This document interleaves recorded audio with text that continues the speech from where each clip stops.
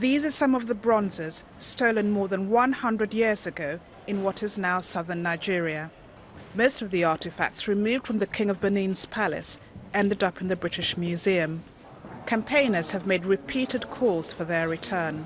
I think it's very important that we are straightforward and honest and transparent about the ways in which some of these objects have entered the collection. It's absolutely not the case that everything in the museum's African collections was plundered or looted, or whatever phrase you want to use, but obviously there are certain circumstances or certain events that happen and certain examples like the Benin Bronzes where that material wouldn't have come into the collection in the same way today.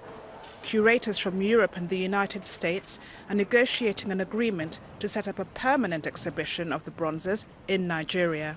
While it is true that the British has the highest number of objects, we still have many of these objects in other European museums.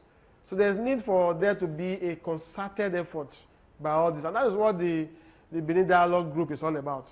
But it isn't clear whether the Nigerian government will accept a loan offer from the British Museum. We would, be open to such conversations.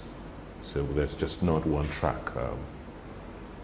decision as to whether it's going to be on loan or a permanent return. We will be open to having a broad range of discussions on each piece of work.